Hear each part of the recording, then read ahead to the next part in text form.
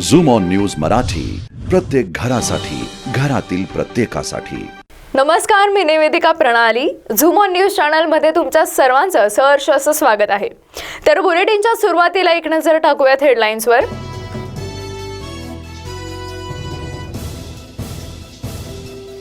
मंत्री उदय सामंत गुवाहाटीत हजर।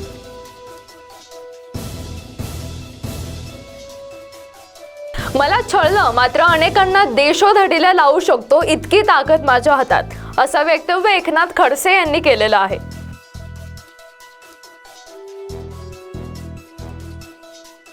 तळेगावच्या सत्याग्रही घाटात शिवशाही बस पलटली।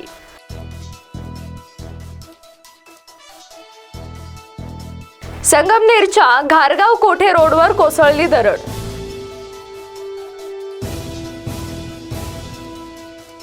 उद्धव ठाकरेंना पाठिंबा देण्यासाठी संगमनेरमध्ये शिवसैनिक एकवटले।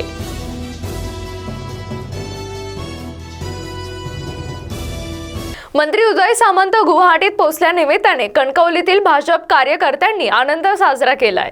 कणकवलीत शिवसेना शाखेसमोर भाजप कार्यकर्त्यांनी फटाका फोडून आनंद साजरा केलाय।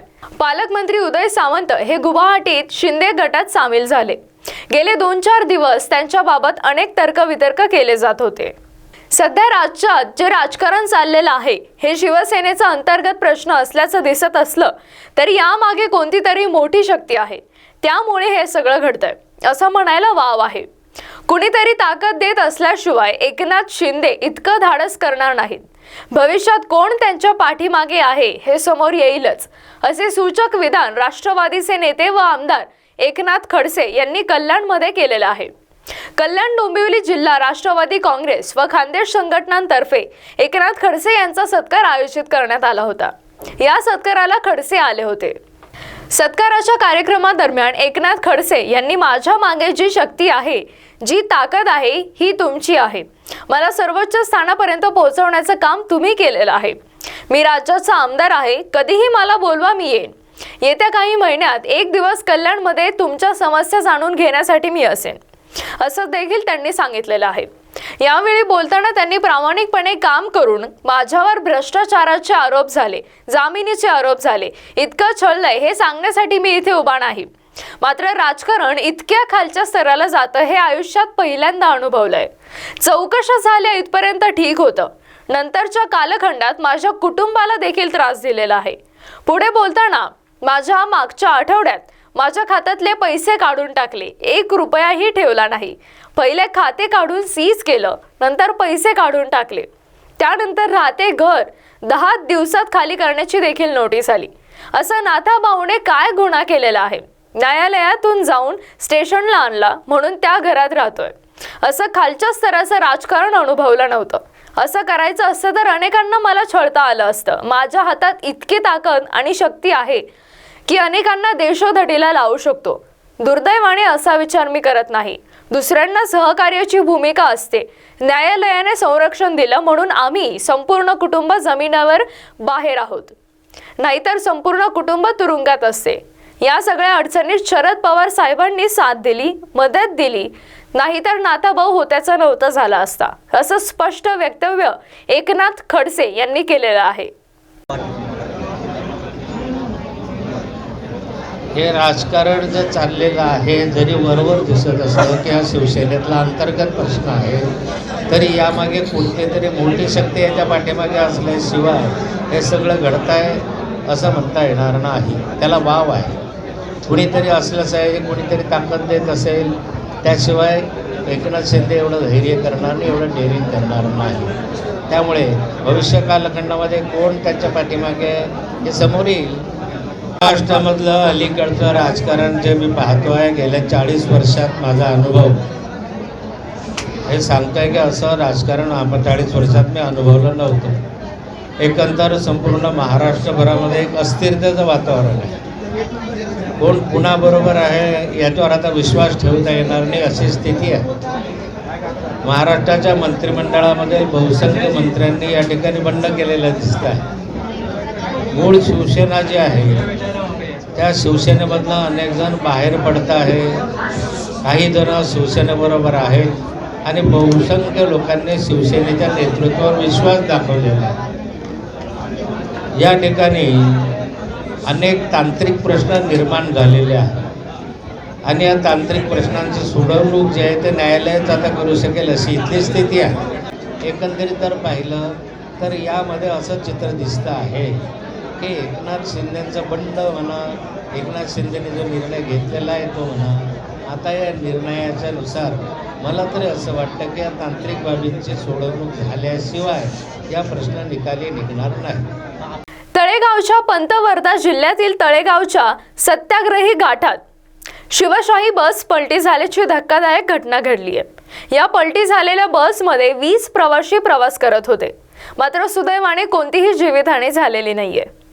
अमरावतीवरून नागपूरच्या दिशेने जात असताना तळेगावच्या सत्याग्रही घाटात बस शिवशाही बस क्रमांक MH6BW0903 या बसच्या समोर नागपूरच्याच दिशेने जात असलेल्या ट्रक क्रमांक MH28BB3855 या ट्रक चालकाचे ट्रकवरील नियंत्रण सुटल्याने हा ट्रक मागे येऊ लागला. याच ट्रकच्या मागे शिवशाही बस असल्याने आपली बस वाचवण्यासाठी बस चालकाने बस बाजूला वळवण्याचा प्रयत्न केला असता ही बस पलटी झाली, असे प्रत्यक्षदर्शी सांगत होते. सुदैवाने कोणतीही जीवितहानी झालेली नाही. पलटी झालेल्या बसला विरुद्ध दिशेने येणाऱ्या ट्रकने धडक दिल्याने बसचे अजूनच नुकसान झाले. तर याच अपघातात एका कारला सुद्धा धडक लागल्याने त्या कारचे सुद्धा नुकसान झाले. या घटनेची माहिती मिळताच पोलीस हवालदार गजानन बावणे, शिपाई बालाजी म्हस्के, राहुल अमोने, कुणाल कांबळे यांनी परिस्थिती नियंत्रणात आणली. वाहतूक सुरळीत केली. संगमनेर तालुक्याच्या घारगाव कोठे रोडवर दरड कोसळलेली आहे. यात शेतकरी दैव बलवत्तर म्हणून थोडक्यात बचावलेले आहेत. संगमनेर तालुक्यात सध्या वादळ वाऱ्यासह पाऊस सुरू असून तालुक्यातील अनेक नागरिक डोंगरांमध्ये राहत आहेत. काही रोड देखील डोंगर कपारींमधून गेलेले आहेत. यामुळे वादळ वाऱ्यासह होणाऱ्या पावसाचा फटका म्हणून डोंगरावरचे दगड खाली येण्याच्या घटना मोठ्या प्रमाणात घडत आहेत. कोठे बुद्रुक गावामध्येही अशाच पद्धतीने दरड पडल्याची घटना समोर आलेली आहे. यात सुदैवाने कोणतीही जीवितहानी झालेली नाही. मात्र दरडी या रोडवर आल्याचे पाहायला मिळाले आहे. या कालावधीत सुदैवाने कोणतेही वाहन आलेले नाही. पावसाच्या झोताने आणि वादळाचा जो वेग थोडा जास्त असल्या कारणाने यावरून डोंगरावरतून दगडी काल कोसळल्या. त्या भर रस्त्यात आलेल्या आणि माझ्यासह आणखी 1-2 मित्रांनी आम्ही त्या रस्त्यातून बाजूला लोटल्या. कायमस्वरूपी या दगडींचा त्रास होतो असतो आम्हाला. त्याच्यामुळे वन परीक्षेला विभागाला तेवढी एकच विनंती आहे की यांनी या दगडींचा सोक्षमोक्ष लावावा. व कालच्या दगडी कोसळल्या त्याबद्दल कुठल्याही प्रकारची जीवितहानी वगैरे झालेली नाही आहे. पण सुदैवाने कुठलीही जीवितहानी झालेली नाही. पण इथून पुढे भविष्यात जर कधी या दगडी कोसळल्या जर घरावर वगैरे आल्या तर जीवितहानी होऊ शकते. या दृष्टीने वन विभागाने चांगली प्रक्रिया घेऊन किंवा चांगले कामकाज करून त्या दगडी लोटण्याचा प्रयत्न करावा. किती दगडी कोसळल्या? काल साधारणतः 7 ते 8 दगडी कोसळलेल्या. आता काय तुमची काय आता मागणी अशी आहे वन विभागाकडे की या दगडींचा आम्हाला वारंवार त्रास होत आहे. ह्या दगडी लवकरात लवकर त्यांचा काहीतरी बंदोबस्त करावा. हा कोणता रोड आहे? हा कोठे बुद्रुक घारगाव रोड आहे. या शिवारात कायम दगडी कोसळत असतात. आता पुढे पण एक दगड कोसळण्याच्या मार्गास्त आहे. ती दगड खूप मोठी आहे. ती जर खाली आली तर कुठल्याही घरावर वगैरे जाऊन किंवा एखाद्या गाडीवर गेली तर गाडीचाही परिणामी अपघात होऊ शकतो. तुझं नाव सांग. किशोर बाबूराव भालके. एकनाथ शिंदेसह 40 आमदारांनी शिवसेनेबरोबर बंडखोरी केल्यानंतर संगमनेर तालुक्यातील शिवसैनिक मुख्यमंत्री उद्धव ठाकरेंना पाठिंबा देण्यासाठी संगमनेरमध्ये एकवटले आहेत. शिवसेनेचा विजय असो, तसेच छत्रपती शिवाजी महाराजांचा विजय असो, तसेच हिंदू हृदय सम्राट बाळासाहेब ठाकरेंचा विजय असो, अशा विविध घोषणा देत शिवसैनिकांनी संगमनेरमध्ये घोषणाबाजी केलेली आहे. यामुळे शिर्डी येथील निषेध मोर्चासाठी संगमनेर तालुक्यातील शेकडो शिवसैनिक रवाना झाले आहेत. यावेळी शेकडो शिवसैनिक एकत्र येत उद्धव ठाकरेंना पाठिंबा देण्यासाठी एकवटले आहेत. यावेळी त्यांनी आपल्या भावना व्यक्त केलेल्या आहेत. आज महाराष्ट्रातील जे बंडखोर आणि गद्दार आमदार आपल्या शिवसेनेतून फुटून आणि त्यांनी उद्धव साहेबांची आणि शिवसेना प्रमुखांशी जी गद्दारी केलेली आहे त्यांना धडा शिकवण्याची वेळ आज आपल्यावर आलेली आहे. आणि पक्ष हा उद्धव साहेबांच्या बरोबरच आहे, आजही राहणार, पुढे राहणार. या गद्दारांच्या बरोबर एकही पदाधिकारी, एकही कार्यकर्ता गेले नाही. हे शिवसेनेचं वैशिष्ट्य आहे. मित्रांनो, अजिबात घाबरण्याची गरज नाही. असे गद्दार किती गेले तरी दुसरे आपले चांगले माणसं तयार करण्याची हिंमत या शिवसेनेमध्ये आहे, उद्धव साहेबांच्या मध्ये आहे. अहो, ते आजारी असताना सुद्धा हे हरामखोर पळून गेले आणि म्हणतात आमची भेट होत नाही, आमच्याशी बोलत नाही. त्यांची किती वाईट परिस्थिती होती ह्या सुद्धा या गद्दारांना समजलेलं नाही आणि त्यांनी अक्षरशः शिवसेनेचा विश्वासघात केलेला आहे आणि त्यांना ही जनता आणि शिवसैनिक धडा शिकवल्याशिवाय राहणार नाही. बस. छत्रपती शिवाजी महाराज की हिंदुत्व सम्राट छत्रपती बाळासाहेब ठाकरे. शिवसेना नेते एकनाथ शिंदे यांनी बंड केलं आणि शिवसेनेत उभी फूट पडली. त्यांच्यासोबत जवळपास 51 आमदारांनीही बंड केलं.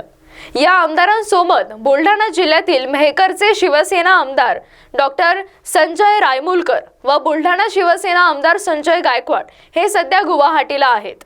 या सगळ्यात पदाधिकारी मात्र आपली बाजू क्लिअर करायला मागे राहत नाहीत. काल शिवसेना आमदार संजय गायकवाड यांच्या समर्थनार्थ बॅनर लावण्यात आले होते. ते बॅनर हटवून समोरच शिवसेनेचे खासदार प्रतापराव जाधव यांच्या नेतृत्वात आम्ही शिवसेना सोबत काल, आज आणि उद्याही अशा आशयाचे बॅनर शहरात लावण्यात आलेले आहेत. बुलढाण्यात पहिल्यांदाच उद्धव ठाकरे यांच्या समर्थनार्थ बॅनर लावण्यात आलेले आहेत. ही विशेष बाब आहे. भारतीय जनता पक्षाचा IT सेल आणि गुवाहाटीला बसलेले अस्वस्थ आत्मे हे काहीही आणि कुठल्याही शब्दाचा अर्थ काढतील. त्याचा महाराष्ट्राची संपर्क तुटल्यामुळे मराठी भाषेशी देखील संपर्क तुटलेला दिसतोय.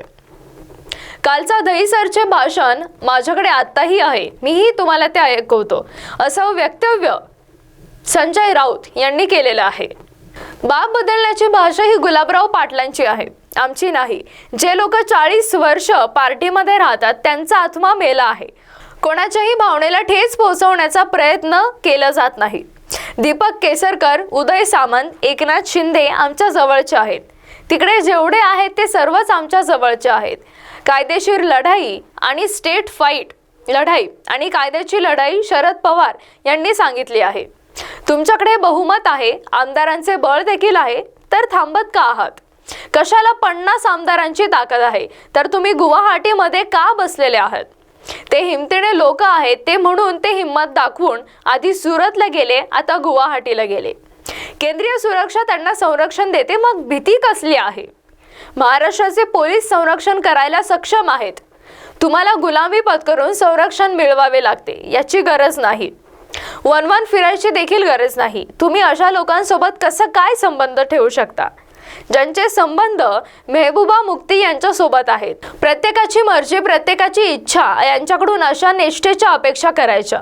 एकनाथ शिंदे सारखे माणूस ज्यांनी आमच्याबरोबर आयुष्य काढलं तर इतरांना कसा दोष द्यायचा? मला वाटतं काही लोकांना डांबून ठेवलेलं आहे, ते परत येतील, असं स्पष्ट वक्तव्य संजय राऊत यांनी केलेलं आहे. आपण जी काल टीका केली होती याच्यानंतर खूप वाद कुठला वाद झालाय आणि सगळेजण असं म्हणतात की असं बोलणं बरोबर नाही की मृतदेह तिकडून येतील.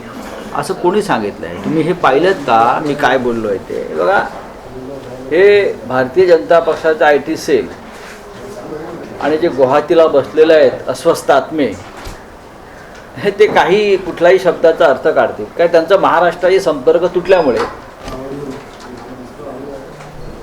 मराठी भाषेचा पण संपर्क तुटलेला दिसतोय. मी काल दहीसरचं भाषण माझ्याकडे आत्ता आहे, तुम्हाला मी आता ऐकवतो. आणि ही आपल्या बोलण्याची पद्धत आहे महाराष्ट्रामध्ये. जे लोक तिकडे गुवाहाटीमध्ये आहेत उनका जमीर मर गया है, त्यांचा आत्मा मेला है, सिर्फ अभी उनका बॉडी बचा है, जिंदा है. जिंदा लाशें, ये तो शब्द हमारे हिंदी मराठी सब भाषा में है. तो यहाँ तो उनकी सी बॉडी आ जाएगी, आत्मा कहाँ है? उनका आत्मा मर चुका है. या अगर मैं कहा है, अगर हे जर मी बोललेलो असेल तर त्याच्यामध्ये एवढं मनाला लावून घ्यायचं कारण काय आहे? आणि ते खरं आहे. तुम्ही समजून घेत नाही. मी म्हणे बाप काढला. आत्ताच मी एक भाषण अभी मैंने एक भाषण ट्वीट किया गुलाबराव पाटिल का, आप देख लीजिए. वो खुद बोल रहे हैं बाप बदलने की भाषा. जो लोग बाप बदलते हैं उस बारे में उसने जो एक वक्तव्य किया है वो बहुत ही मार्गदर्शक है. वहाँ जो बैठे हैं गुवाहाटी में उन सभी के लिए गुलाब पाटिल का जो मैंने एक स्पीच ट्वीट किया है वो बहुत ही मार्गदर्शक है। कैसे कैसे लोग अपना बाप बदल लेते हैं, बेईमान होते हैं, पार्टी में खाते हैं पीते हैं बड़े होते हैं और अपना बाप बदल लेते हैं। हम बाप बदलने वाले में से नहीं है। ये भाषा गुलाबराव पाटिल की है, हमारी नहीं है। और फिर एक बार मैं कहता हूँ, जो लोग 40-40 साल से पार्टी में रहते हैं और भाग जाते हैं, उनका जमीर मर गया, आत्मा मर गया है, तो क्या बचता है? जिंदा लाश, जिंदा लाश, जिंदा कौमें। ये शब्द राम मनोहर लोहिया साहब का है। जिंदा कौमें 5 साल तक इंतजार नहीं करती, ये किसने कहा है?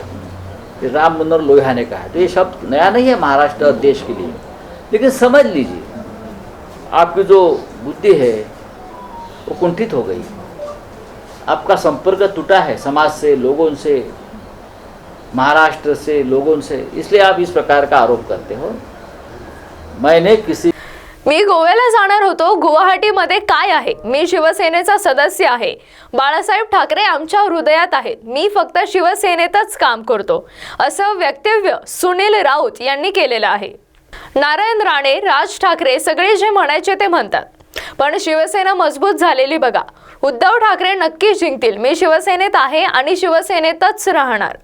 प्रत्येकाला महाविकास आघाडी सरकारकडून निधी मिळाला आहे, त्यांनाही माझ्यापेक्षा जास्त निधी मिळतो। मी इथे बसलो आहे कारण न्यूज चॅनल सांगतात की गुवाहाटीला मी जाणार आहे, पण मी स्पष्ट करतो की मी शिवसेनेतच आहे आणि शेवटपर्यंत शिवसेनेतच राहणार, असं वक्तव्य सुनील राऊत यांनी केलेलं आहे। शिवसैनिक आहात, एक आमदार आहात, एक साधा संपल प्रश्न आहे की इतके लोक सगळे गेले महाविकास आघाडीमध्ये अस्वस्थ आहे म्हणून, राष्ट्रवादीवर जहरी आरोप करताय म्हणून, तुमची तीच भावना आहे का? 2.5 वर्षापूर्वीचे त्यांचे रेकॉर्ड बघा। हेच लोक सांगत होते की भारतीय जनता पार्टी शिवसेनेला संपवत आहे। जे जे आमचे उमेदवार पडले हे भारतीय जनता पार्टीने पाडले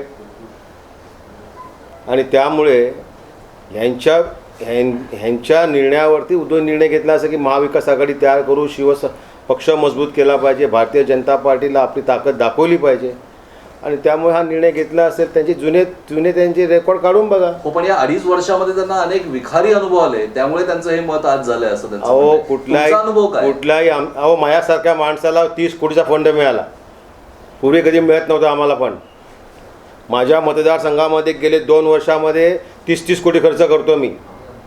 कोणी दिला? पण महाविकास आघाडीवाला फंड मिळाला आम्हाला। त्यांनाही विचारा की पूर्वी तुम्हाला किती फंड मिळत होता आणि आता तुम्हाला किती फंड मिळतोय। हाच मुद्दा त्यांनी उपस्थित केला होता की सगळ्यात जास्त फंड तुम्हालाच मिळालाय, मग शिवसेनेच्या सगळ्यात जास्त फंड तुम्हालाच काय मिळाला? कोणाला? म्हणजे शिवसेनेच्या इतर आमदारांना का नाही? सगळ्या आमदारांना फंड मिळालेला आहे, तुमच्या इतकं नाही? सगळ्यांना तेवढा, माझ्यापेक्षा जास्त फंड मिळालेला आहे सगळ्यांना, माझ्यापेक्षा जास्त। कोणाला 50 मिळालं आहे, कोणाला 60 मिळालं आहे, चेक करा आणि त्या आमदारांशी चर्चा करा, तुम्हाला कळेल की सगळ्यात जास्त फंड महाविकास आघाडीमुळे मिळालेला आहे। सर, काँग्रेस और बघा आमचे राजन साळवी इकडे आहेत, साळवी साहेब पुढे गेले, त्यांना विचारा किती फंड मिळाला त्यांना। ही सगळी दिशाभूल करण्याचं कारण आहे, त्यांना हे काहीतरी निमित्त पाहिजे म्हणून फंडाचं कारण सांगतायत, परंतु शिवसेना मजबूत आहे आणि मजबूत राहील। धन्यवाद। हिंदू हृदय सम्राट शिवसेना प्रमुख बाळासाहेब ठाकरे यांना अटक करणाऱ्या छगन भुजबळ यांच्यासोबत मांडीला मांडी लावून मंत्रिमंडळात बसताना आपल्याला काहीच यातना होत नाहीत का, असा सवाल सुभाष साबणे यांनी केलेला आहे। शिवसेनेचे माजी आमदार सुभाष सामने यांनी मुख्यमंत्री तथा शिवसेना प्रमुख श्री उद्धवजी ठाकरे साहेबांना सवाल केला आहे। काल माननीय ह्या राज्याचे मुख्यमंत्री उद्धवजी ठाकरे साहेबांनी सांगितलं, मी त्या बोबड्याच्या बाजूला मांडी घालून बसू का? पण ज्यांनी शिवसेना प्रमुखांना जेल दाखवली त्याच्या मांडीला मांडी लावून तुम्ही बसता, त्याच्या मांडीला मांडी लावून तुम्ही मंत्रिमंडळामध्ये बसता, ते चालते तुम्हाला। आणि त्याच्यासाठी आम्ही 12 आमदार शिवसेनेचे 1 वर्ष विधानमंडळामध्ये निलंबित होतो, फक्त आणि शिवसेना प्रमुखांच्या प्रेमामुळे निलंबित होतो। आजही शिवसेनेबद्दल माझ्या मनामध्ये नितांत आदर आहे आणि आज जे काही शिवसेना नेते आदरणीय एकनाथजी शिंदे साहेब माझं दैवत आहे, त्यांनी जे बंड केले त्या बंडाला मी पाठिंबा देण्यासाठी आणि महाराष्ट्रातल्या शिवसैनिकाला मी नम्रपणाने आवाहन करणार आहे की एकनाथ शिंदे साहेबांच्या पाठीमागे आपण खंबीरपणाने यावं, तरच शिवसेना टिकेल आणि महाराष्ट्र टिकणार आहे अशी विनंती अंतःकरणातून मी माझ्या शिवसैनिकाला या ठिकाणी करतो। राज्यात सर्वसामान्य माणसांचे प्रश्न कायम आहेत, त्यामुळे राज्यात कोणीही सत्तेत या, कुणीही विरोधात बसा, पण राज्यात सुरू असलेला गोंधळ लवकरात लवकर संपवा आणि सर्वसामान्य माणसांचे प्रश्न सोडवा, असं आवाहन छत्रपती संभाजीराजे भोसले यांनी केलेलं आहे। छत्रपती संभाजीराजे भोसले जालन्यातील वडीगोद्री येथे बोलत होते। सध्या राज्यात अनेक घटकांचे प्रश्न प्रलंबित आहेत, त्यामुळे राज्यातील गोंधळ संपवून प्रलंबित प्रश्न मार्गी लावा, असंही संभाजीराजे यांनी म्हटलं आहे। पण आपण शिवाजी महाराजांच्या नावाने, शाहू फुले आंबेडकरांच्या नावाने आपण सगळेजण एकत्र येतो। बहुजन समाजाला एकत्र करण्यासाठी आपल्या सर्वांचं काम आहे।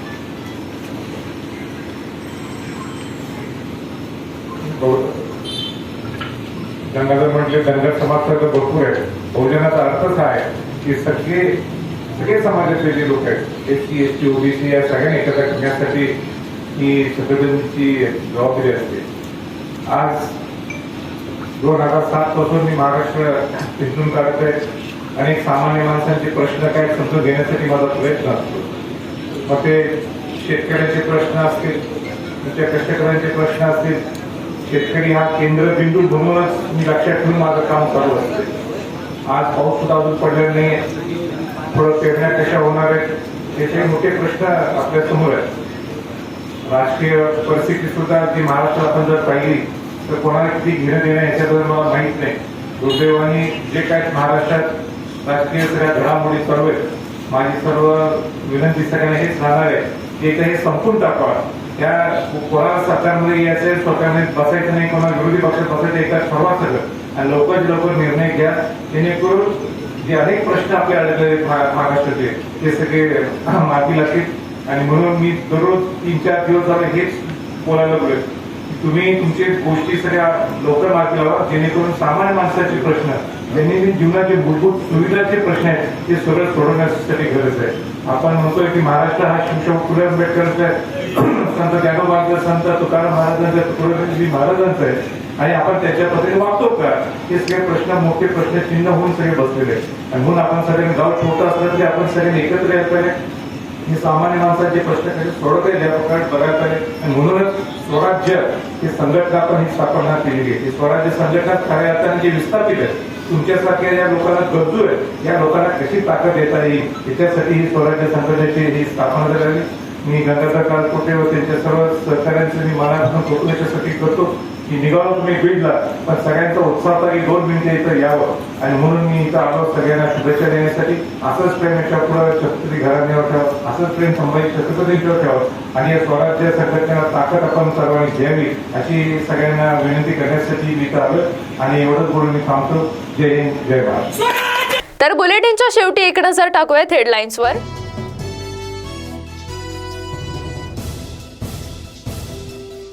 मंत्री उदय सामंत गुवाहाटीत हजर।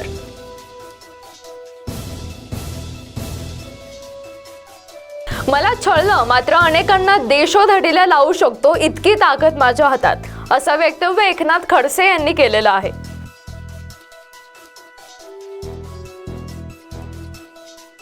तळेगावच्या सत्याग्रही घाटात शिवशाही बस पलटली।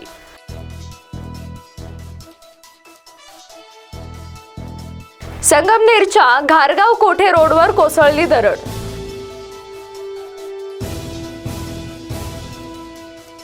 उद्धव ठाकरेंना पाठिंबा देण्यासाठी संगमनेरमध्ये शिवसैनिक एकवटले।